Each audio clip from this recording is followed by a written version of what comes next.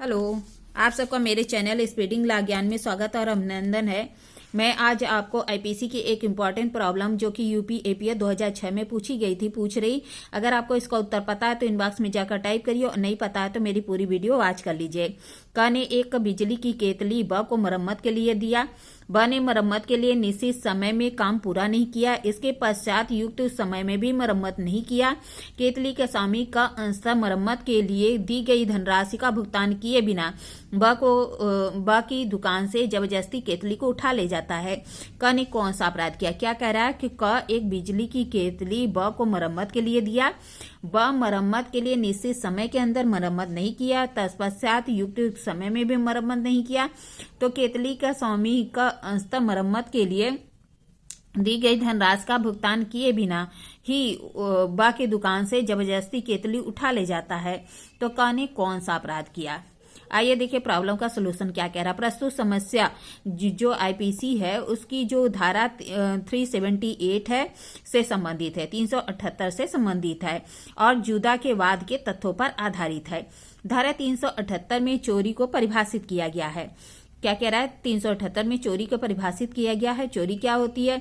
तो कहता है जो कोई किसी व्यक्ति के कब्जे में से उस व्यक्ति की सहमत के बिना कोई जंगम संपत्ति बेईमानी से ले लेने के आशय से ले लेने के लिए हटाता है वह चोरी करता है। क्या कह रहा है? जो कोई किसी व्यक्ति के पोजीशन में से कब्जे में से उस व्यक्ति की सहमत के बिना कंसर्ट के बिना कोई जंगम संपत्ति बेईमानी से ले लेने के आशय से उसे ले लेने के लिए हटाता है तो वह चोरी करता है। प्रस्तुत समस्या में क एक बिजली की केतली ब को मरम्मत के लिए दिया। ब ने मरम्मत के लिए निश्चित समय में काम को पूरा नहीं किया। इसके पश्चात युक्त समय में भी मरम्मत नहीं किया तो केतली का मालिक का अंशतः मरम्मत के लिए मांगी गई भुगतान किए बिना ब की दुकान से जबरदस्ती केतली उठा ले जाता है। प्रस्तुत मामले में क ने केतली ब को मरम्मत के लिए दी जो कि बा के कब्जे में थी।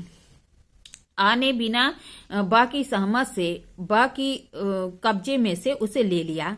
यहाँ चोरी के आवश्यक तत्व पूरे होते हैं किंतु सबसे महत्वपूर्ण तथ्य है कि बेईमानीपूर्ण आशय का पूरा होना आवश्यक है। धारा 24 में यह बताया गया है कि बेईमानी में सदोष लाभ या सदोष हानि शामिल होती है।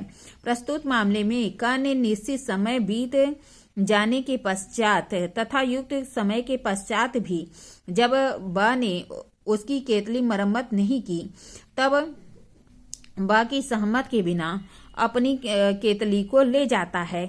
यहाँ पे क का आशय अपने को सदोष लाभ तथा ब को सदोष हानि पहुंचाने का नहीं है बल्कि युक्त समय में के पश्चात केतली को प्राप्त का मरम्मत न किया इसलिए उसको प्राप्त करने का था। यहाँ पे क का आशय जो है बेईमानी पूर्व नहीं माना जाएगा। एक प्रस्तुत मामला के तथ्य जुदा के मामले के जो 1925 का है के तथ्यों पर आधारित है जिसमें कि एक बिजली की केतली दी गई थी और न तो मरम्मत का कार्य निश्चित निर्धारित समय में किया गया और न ही युक्त समय के पश्चात किया गया।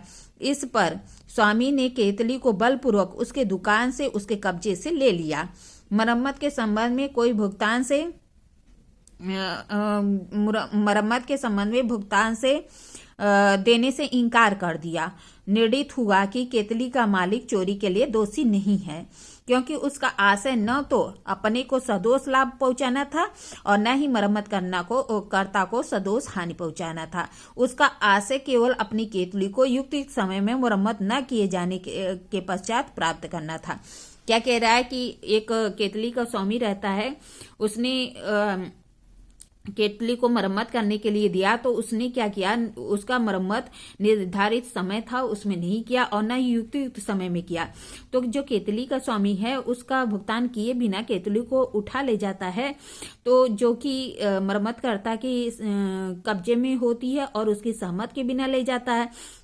लेकिन जो स्वामी है उसका आशय बेईमानीपूर्ण नहीं है अर्थात वह न तो अपने को लाभ पहुंचाना चाहता है न ही मरम्मत कर्ता को हानि पहुंचाना चाहता है, इसलिए वह चोरी का अपराध नहीं करता है। अतः प्रस्तुत मामले में बेईमानी पूर्ण आशय होने का अभाव है, इसलिए क चोरी के लिए दोषी नहीं होगा, क्योंकि उसका जो कार्य था वह न तो सदोष हानि के लिए अपने को सदोष लाभ के लिए था और न ही मरम्मतकर्ता के सदोष हानि के लिए था।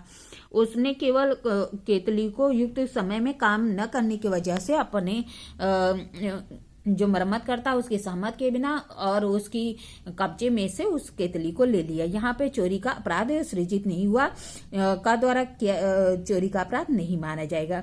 इस तरह मैंने आपको प्रॉब्लम बताई, प्रॉब्लम का सोल्यूशन बताया। ऐसी ही चीज प्रॉब्लम के लिए मेरा चैनल सब्सक्राइब करिए, लाइक करिए, कमेंट करिए। ठीक है, धन्यवाद, थैंक यू।